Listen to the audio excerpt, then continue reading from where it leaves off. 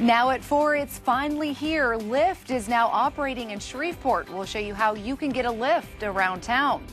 Plus, we're learning new details about a deadly police shooting in New Orleans. And the weekend is here. I'll show you what we can expect over the next few days in your forecast. President Trump announces he will decertify the Iran nuclear agreement, calling on Congress to take action.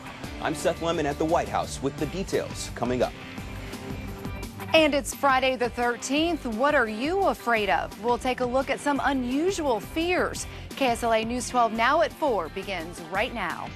You're watching KSLA News 12 Now at 4.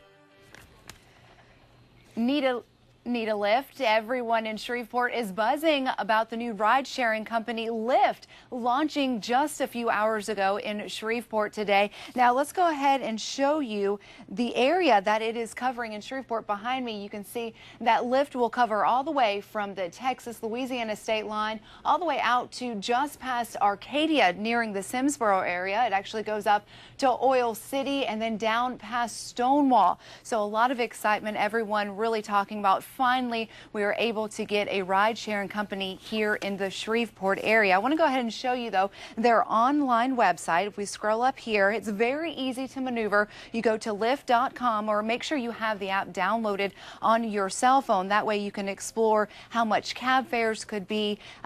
You can explore an estimated total that you're going to spend and an estimated wait time there as well. Now, I do have to say we've been experimenting with the app and with the website here in the newsroom this afternoon. So we did notice that there's not a lot of drivers signed up in our area. So if you are looking for a new job or a way to make maybe a little extra cash, Lyft may be the place for you. You want to go ahead and check it out at Lyft.com, as well as our KSLA News 12 mobile app. Now, Shreveport is joining a list of people with ride-sharing services across the Arklatex. Other cities around the Arklatex like Marshall and Texarkana all have Uber in their city. They got Uber last month. There's no word yet on when or if Uber will be coming to the Shreveport area.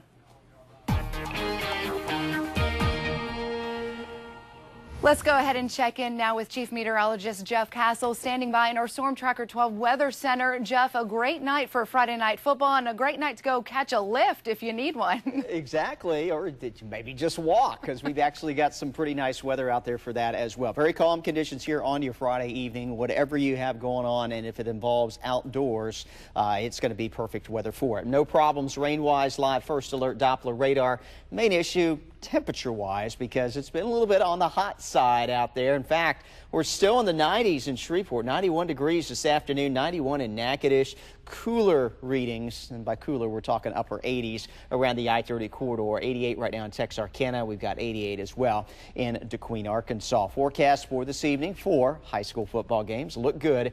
Don't worry about the jackets. You're still not going to need those as you head out to games this evening, but at the same time you won't need rain gear. 82 around 7 o'clock at kickoff. We're back into the mid-70s by 9 and still looking at middle 70s around by 11 o'clock this evening. Back in just a few moments, tracking some changes for the weekend.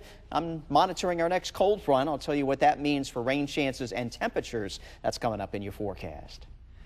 Let's go ahead and take a look at your drive home this afternoon on your Friday afternoon. Here's a live look at parts all across the Arklatex, northern part of Louisiana. You can see the top left corner there, across the lake, I-220 going across the lake there.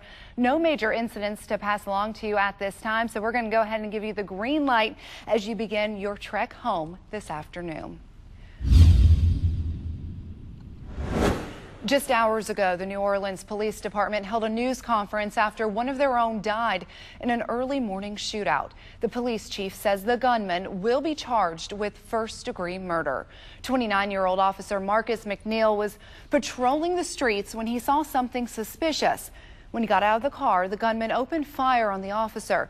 That's when McNeil returned fire and both men were hit in the shootout. The officer, McNeil, was rushed to the hospital where he later died. The gunman, also taken to the hospital and we're told is still alive.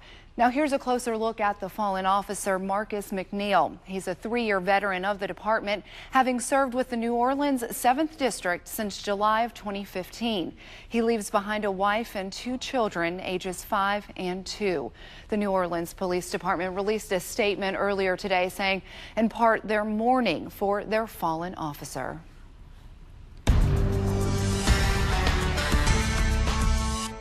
Our investigation continues this afternoon as we're tracking several businesses who promised to set up shop and bring jobs to the old Shreveport GM plant. Multiple meetings were held today with the manager of that plant to try and get those answers as to where the jobs are and where those companies are. Now, the Caddo Parish Industrial Board leased that GM plant to Industrial Realty Group founded by Stuart Lichter, and today they asked for an update. Companies like Elio Motors and Hyundai Glovis were promising jobs. They're still not classified as tenants, but rather renters. Coming up on KSLA News 12 at 5, hear from Lichter himself about where negotiations proceed from here. And you can read the very latest on this story on our website at KSLA.com, as well as our News 12 mobile app. You want to stay up to the minute on local news from right here in the Arklatex. It's coverage you can click on. Now to some good news coming into the Arklatex this afternoon. Local leaders say the forecast for economic growth for the Shreveport and Bossier City area is looking bright. This area has been in an economic decline since 2009. According to economic forecasters, they say Shreveport Bossier is projected to start to grow economically, adding 1,500 to 1,800 jobs over the next 2 years. And now with Lyft in Shreveport, it could be even more. Forecasters also say a rising rig count in the Haynesville Shale Company is helping drive this growth. Well, you may remember us telling you a story about Target hiring thousands of people for the holiday season. Well, now Amazon announced their plans to hire 120,000 new employees. The e-commerce giant is beefing up for the holiday season. The warehouse positions are temporary, but the company says many of its new hires will continue on with full-time jobs after the peak season is over. The company employs about 125,000 full-time employees. Looking ahead now, tomorrow is Election Day in Louisiana. The state treasurer's race is headlining the ballot, along with 3 constitutional amendments. In Caddo Parish, voters will choose a new commissioner for District 12. And over in Bossier and Webster parishes, voters there are electing a new district judge. The polls will open at 7 o'clock tomorrow morning and stay open until 8 o'clock tomorrow night. For more election details, just head on over to our KSLA News 12 app. President Trump today announced the Iran nuclear deal is not in the United States' best security interest, so he's decertifying the deal the Obama administration agreed to. Seth Lemon has more details now from the White House.